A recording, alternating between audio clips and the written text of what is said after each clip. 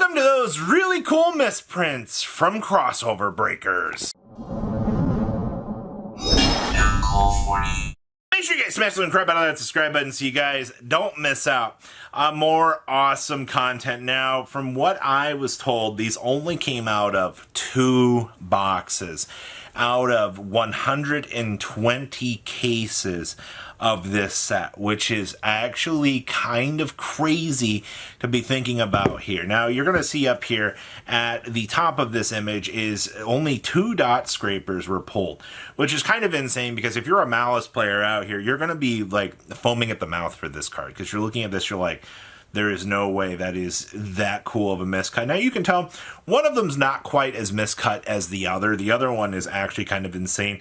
But it's kind of crazy to me to think about, you know, out here when you're printing these things on these sheets and, you know, you're seeing these miscuts coming out into circulation.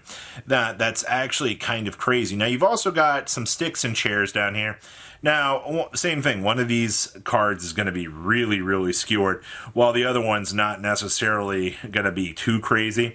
But both chairs, actually the chair having the other half of the ritual monster on it down below is insane to be seeing. I love these. And of course, some of these misprints in sequence can actually kind of rack up some money. And of course, the thing that really caught my attention with this is actually the fact that the evil swarms are on here. You can see what appears to be one of the end of the sheets for the middle Ouroboros, which is really, really cool, but also the fact that you have these, the cutoffs are so nice.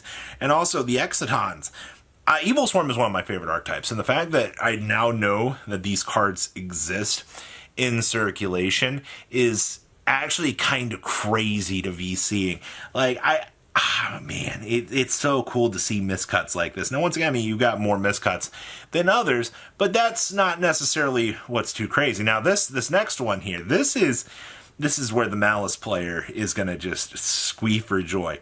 Look at those allure of darknesses and how they are. I'm not going to lie, it actually looks like somebody actually just took the scissors and just cut these out of, you know, a sheet. But that's not the case because we know that this set is so new in circulation that to see miscuts like this coming straight out of the set, and also these are only on rares.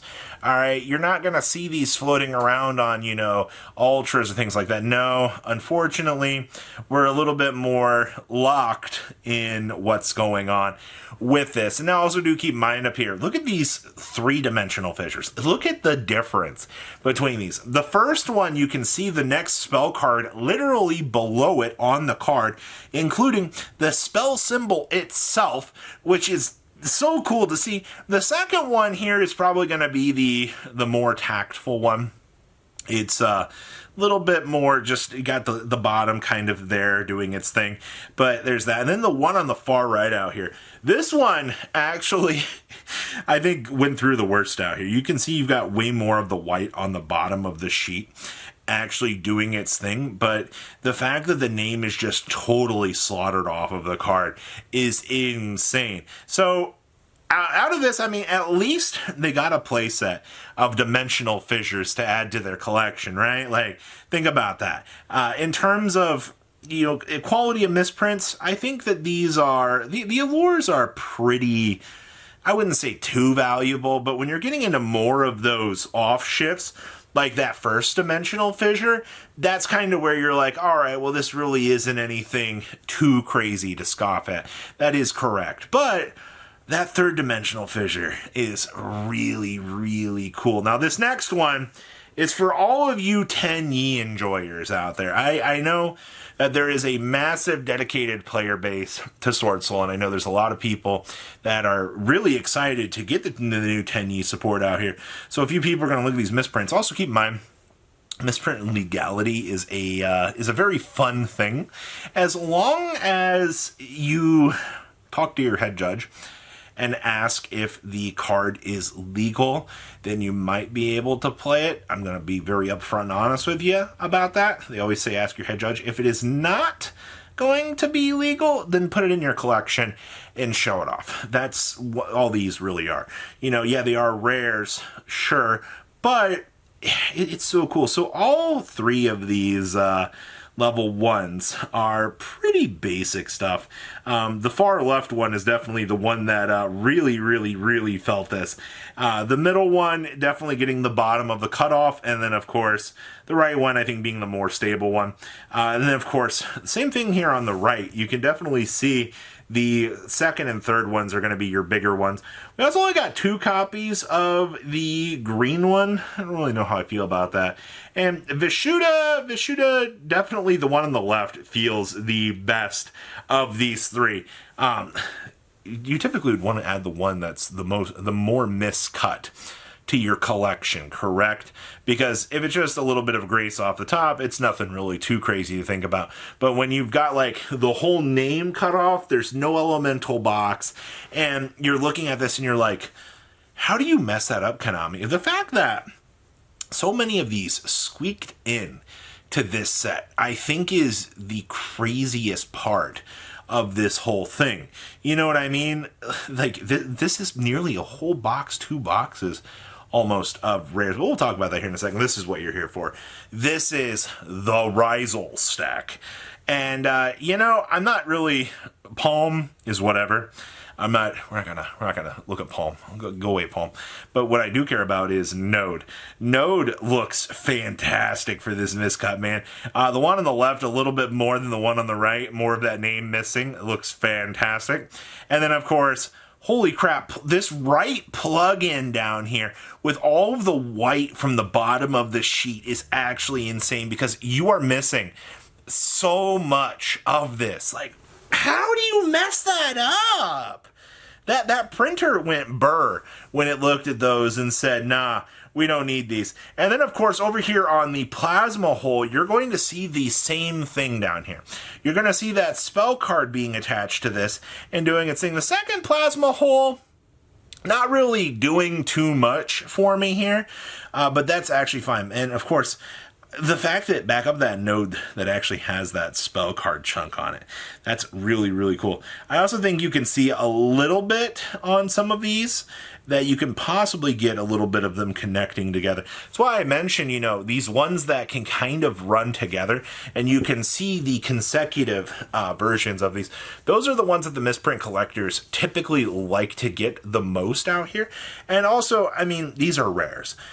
Once again, I'm not expecting crazy price points on these. I'm not expecting, you know, too much on this.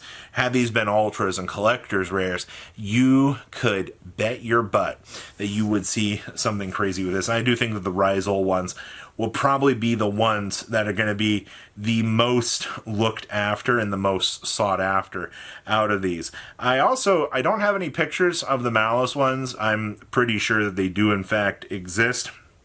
But what I can show you here is actually the stack of these miscuts. That is how many miscuts were actually pulled out of this chunk of things, which, good job, Konami. Not only, I'm not upset about the quality control issue with this. I like seeing misprints like this hitting circulation because they're unique. They give this really cool sense of collectability and things like this because, you know, sure, somebody could go out and cut up an uncut sheet, but there's no uncut sheets to cut up right now to create these quote-unquote misprints. These were pulled while, you know, they were setting up and going through all of their product for, you know, release. That's insane to think about out here, you know. Misprints like this, while they might not be tournament legal, that's fine. You get collectability, all right? Don't underestimate these things. And I am very curious to see what your collector's market is going to do with these. Like I said, there's an entire community of misprint collectors out there that are probably going to be foaming at the mouth for these. And there's also going to be some misprint collectors that are going to go, oh, they're just rares. Like, that's a pretty common thing. I'm not going to worry about it too much. And in terms of value for something like this, it really just depends on what people are going to be willing to throw at the, you know, opportunity to get these. I've seen it go multiple ways, and I'm not all that surprised to possibly see something insane with this. So, good job, Konami. I like this. If you've seen any other cool misprints, please leave a comment down below. Tell me what you guys think. I really am looking forward to seeing some more cool misprints out there, but we'll have to wait and see how it goes. Peace out, guys. Patrons, thank you.